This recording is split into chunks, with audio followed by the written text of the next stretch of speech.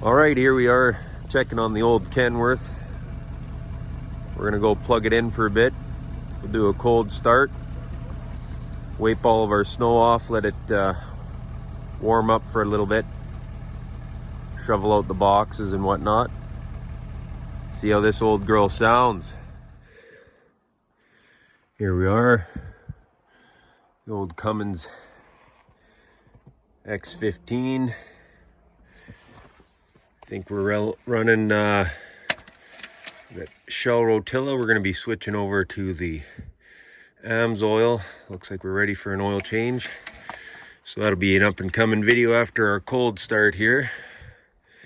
Give this thing a little bit of time to warm up with our heater. Do a bit more sweeping. Clean our truck boxes out. Away we go.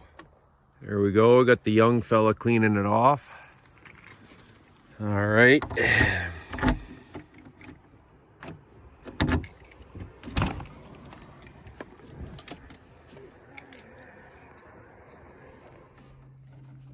Cummins X15 cold start 1.